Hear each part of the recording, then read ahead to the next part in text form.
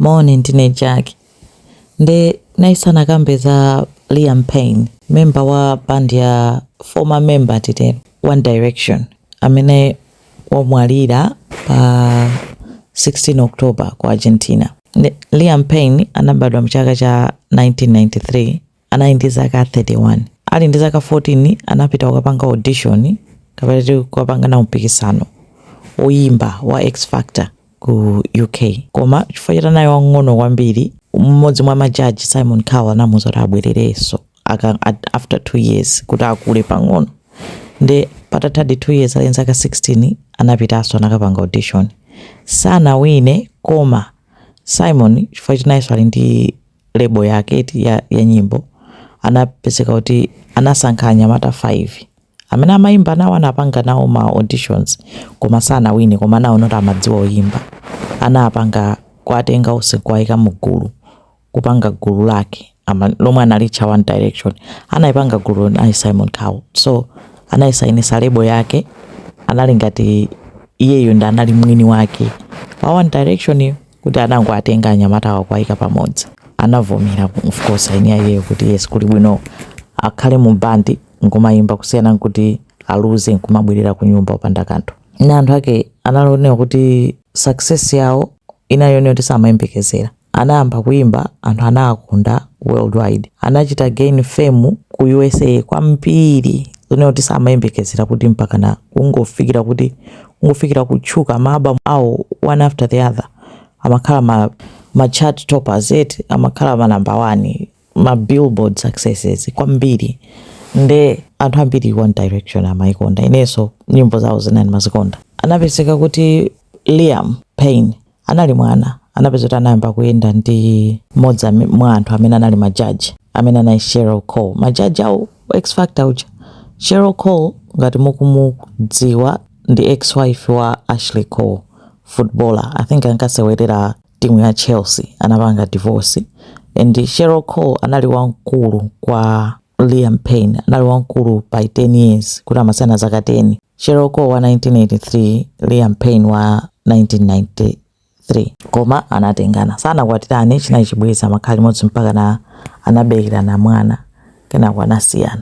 One Direction ikutanibe ikupitirira kumabeba amapanga ndrama kwambiri. Komano vuto la ma boy band ngati awawa onse achache na Westlife achina ndonena kuti amakhala kuti ali ndi mwini, iwo achasalibe ma decisions mu boy band muja. Ankhanga kuti akugwira ntchito awatenga iwe diwe kwaika pamodzi, koma ali ndi anu wake. Amakhala asainira contract, chilichonse chomwe chachitike chimakhala anda anu achache. Nde kaya mukwena ukaimba uku muimba single iyi mutani, chilichonse chimakhala unena kuti ma decision ambiri ndi aini acha band. Nde awawaso ndi mmene zimayendera right. Olo kuti ma advertisements kwa marketing kwa bebesa kutani amapanga ndi Simon ndi company yake kuti akhale propelled kufika pamwamba pamene analipo. Zonsezo imapanga ndi company ya Simon Cowell, Psycho. Nde anapezeka kuti kuti anali pamwamba, moralo yake yo chigulu kuti wow. Nde ma success yawo anthu samadziwa kuti mkatikati mwa band yawo mmainda zotani. Ende nangasa anthu mangoona zili kunja abasi akunyezimira zabwinobwino chani, koma zinazapezeka kuti zinazatuluka later on kuti Liam amavutika ndi alcoholism, amamwamwa kwambiri, plus anali ndi ma addictions amasuta chamba kaya mpaka anapeza kuti anapita ku rehab. Anakhala addicted kwambiri kusiyana ndi anzakeyo. Nda anapezeka kuti mupandimo Zayn Malik anadomoka, ananera afuna upanga zake, safuna upanga soza One Direction. Ndezina adabwisa anthu kuti anthu amene apambanira amene zikuyendera mu bwanji kena komosa khalisa One Direction chanakhangati yatani yasiya yata. Nde vuto la zomwe ndi mukamachitidwa on imakhala nayo kuti zimayendera ndi kuti mukugulitsa bwanji, mukuchita sale maaba mwanu bwanji. Ngati maaba mwanu akuchita sale kwambiri, boy band ijazipitirirabe. Koma ngati atapeza kuti ma sales agwa pang'ono, amakutayani, amaona kuti asatitaise nthawi ndalama, amakusiyani kunena kuti basi aliyese ayambe zake za solo. Ndi anawatani anawasiya kuti ayambe no aliyese upanga zake za solo. Ndio sacha anayamba solo career. Harry Styles solo career yake inapambana kuopsha. Alindi panopo alindi 120 million US dollars net worth yake. Mene amapanga disband, mene amasiya bandi ya uyo, aliyesa amachoka po ndi $70 million. Ndama zambiri. Eti onse 5 ma 70 million. Koma aliyese no apapa nuzina izota aliyese no aunetse no katakwe wake paika. Nde mupaika hapo anapezeka kuti Harry Styles anapambana wambiri. Nde kuli nayo Horani na yeso anapambana solo career yake. Nde kuli Zayn Malik na yeso solo career yake inapambana. Nde pali wina Louis Tomlinson. Louis anaimba nyimbo yese anatani koma sukuti anapambana ngati anzakewo. Wina analino Liam Payne. Liam kangati amakhulupirira kuti iye ndaza pambane kuposa ina onsewo. Fa anathamangira kumakapanga link up ndi anthu oyimba achina Quavo achina au USA odi otchuka kwambiri kuti azipanga nawo makolabo chani, ndipo amakhulupirira kuti makolabo akewo apambana wapiri kuti iye akhala the next biggest star. Koma sizimayenda amene amafunira. Akatulutsa nyimbo simachita kulisa amene amafunira. Akatani sizimayenda mwaziziwa zezoti kukhala ndi ambition koma zomwe ukupanga sizikuhita ayi. Anthu sukuti azikonda mene umayembekezerera. Sudena amazikonda koma osati mene amazikondera za anzake. Ndi kukhala ngati zimampanga frustrate. Anapeza kuti ndi Cheryl Cole anasiyana, anayamba kuyenda ndi anthu ena. Ndi anapita pa interview mu 2022 ndi wina kama muti Paul Logan wa pa YouTube otchuka kwambiri. Pa interview paja anapeza kuti anayankhula zinthu zosakhala bwino, analakumwamo zokhala ngati zonyoza anzake aja. Nkumanena kuti anamunena Zayn Malik kuti Zayn samandisangalasa. Tinkangoyambana mene tinali pamodzi mu One Direction, komanso ndimamumvetsetsa mmene alili chifukwa choti sanakule ngati ine ndinakula okondedwa osamalidwa bwino kwathu. Pameneyo sanakule osamalidwa sanakondedwe kwawo. Zinzonera kuti za two person kuti chimene akayankhulira pamene muno wake sanambe kuonera zimenezo ndi chani. Ananenaso nzake winayo Tomlinson kuti I never liked him. Ananenaso akuti ineyo mahaba mwanga anagulitsa bwino kuposa awina aliyese wa mu One Direction.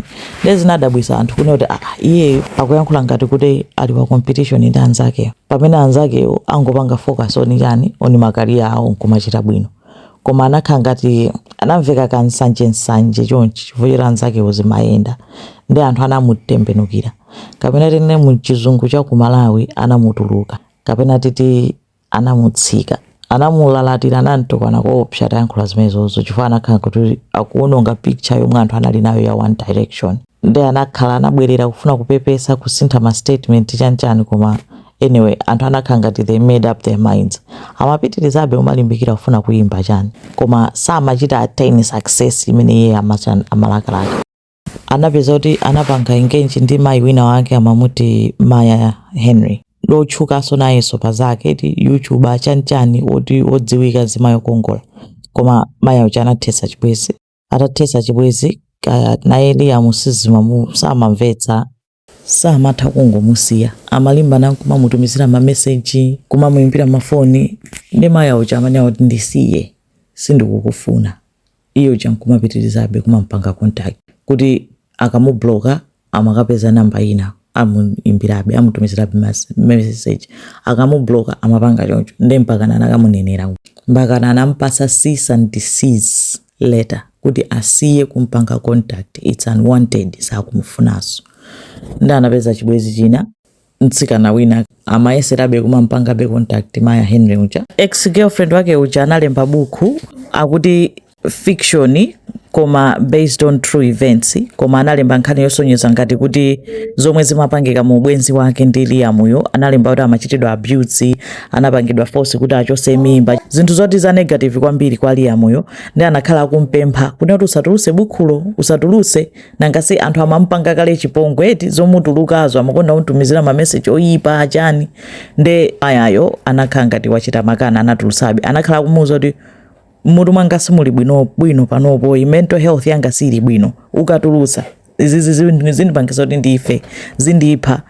Koma Maya uja anatulutsabe. Komanso Liam anali ndi ma mental health issues kwambiri, wakhala akufuna kuzipha kangapo konse. Ananenapo ndithu kuti ineyo moyo umandivuta maganizidwe mutumu ndilibe chimwemwe kuti nthawi zonse amangofira kuti ali lonely, amangofira basi down kuti munthu ali ndi drama zambirimbiri ali ndi chani koma chimwemwe basi analibe, kungokhala empty basi nthawi zonse. Nde paja depression plus iso mental health ndi matenda ovuta onena kuti ndiovuta ukachita diagnosis zimaoneka zophweka munthu kumamuona munthu nkumati ali ndi chilichonse chomwe akudandaula ndi chani, ali ndi chilichonse chomwe akhalira depressed ndi chani, koma ndi matenda ovuta basi kuti pena chikangokukhala chikangokupsinja ndi chipsinjo chonena kuti sungathe kuchifotokoza.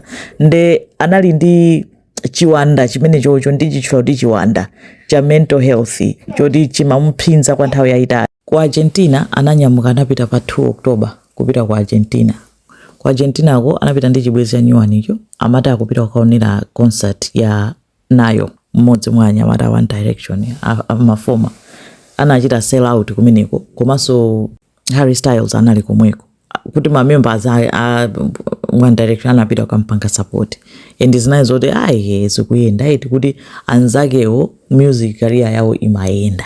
Ndi anapita ku concert kucha anakavina kumpanga support, anabwerera ku hotel kumene anatani amakhala ndi chibwezi chicha. Chibwezi chicha chinapeza kuti chinabwerera chinachoka kuti after concert, koma iye anatsalira chomwe anatsalirira sichikudziwika. Ndezumveka kuti masiku amene wawa record label yake inamuchita contact kumuuza kuti amudropa. Ndi anapezeka kuti ali mu hotel mucha zonse zimachitika cha nthawi imodzi kuti mene amadzalandiranso cease and desist letter ina yochoka kwa Maya Henry uja kuti akudusa mpangetso contact, akulandiranso kuti wadropedwa, akupita kumaona mashow anzake odzadza uchita kubepa choncho. Akuti koyamba zinayi zonena kuti mene anali mu One Direction amati akati alowere ku chigulu kulikonse, koma after One Direction basi anthu amakhala ngati kuti sakumulabada kwenikweni mene amapangira anzake. Ndi mene anali mu hotelomo akuti anali ndi anthu anacheza anayitanisa asikana awiri, chibwezi yake chitachoka anayitanisa asikana awiri mahule sort of. Asikana aja anakhala kumeneko kenako anachoka, anali bwinobwino amaposita pa social media pake, koma siziuziwika kuti zinatani fana zatu anatuluka zinthu zito anthu amamujambula zinazo amayenda mkolido basi mapereka mamoni kupita kaya pa reception kaya pa lounge kumayankhula ndi anthu. Kenako anatenga laptop akuti amayang'ana pa laptop pachaka anawerenga chani ndi anapsha mtima nkuyamba kutani kumalalata nkuchoka, koma amaone kuti wamwamowa ndi amapitiriza kulalata kucha kutani kumangopanga. Ndi hotel staff inaonota munthu iwamba kutani kupanga zozunguza, anamuzoti zipitani ku room kwanu. Room yake ndi inali 3rd floor mu hotelomo, ndi anampitisa mu 3rd floor mu room mwake kuti ayipita mu room mwako, koma adalowa mu room chato ndi anavutano kwambiri kungosintha mmene muchokhala aggressive kuyamba kuphwanya zinthu. A hotel nkuyimba phone ku police kunena kuti tili ndi munthu hotel akuphwanya zinthu, komanso wathamangira pa balcony. Balcony ili ngati khonde la room imene aliyo, ndi mene amayipangira khonde la pa balcony chifukwa choti ndi mwamba 3rd floor kapena floor iliyonse yomwe ili mwamba imakhala ngati ili ndi barrier, amayika ngati gate pa balcony kunena kuti anthu asagwe. Chimakhala cholimba and amachika pa height yabwino yonena kuti munthu sungatani sungagwepo, ukhoza kutsamira ukhozotani koma sungagwe. Nde iyo chanala kulalata abe akuphwanya zinthu pamene paja. Apolisi atanatulukira akupanga zovuta zakezo akulalata, apolisi aja akufika kumuona iyo akadalalatabe akadatani kenako wadumpha kuchoka pamene paja kugwera pansi. Nde anadumpha akuti level yake nali 40 feet, anaphwanyika ziwalo komanso anaswa mutu nkumwalira. Cheni chomwe anapangira izonse chikudziwika, atayang'ana mulu mwake ataphwanya munali mowa komanso onali chamba, one kuti analati wasuta chamba wamwamowa waphatikiza ndi wakwiya, komanso siziudziwika kuti chambacho chinali chanji. Chifavuto wake anthu ena amati akapita maiko ena amasaka madira akumene kuti mutipatse chabwino chakuno. Ndi ma celebrity ambiri amwalira choncho kuti ena basa apeze kuti asuta zina zake zoti sakudziwa kuti mwathiridwa chani. Ena amapezeka kuti angofana chocho chambacho, koma uyu kaya amaona zinthu kaya kunali kufuna kudzipha umene, koma imene ndi nkhani ya Liam Payne ndi imene watani ndi imene wamwalirira. Nzomvetsa chisoni kwambiri kuti wapita choncho, wasiya mwana wa zaka 7 imene ndi nkhani ya Payne. Zikomo kwambiri.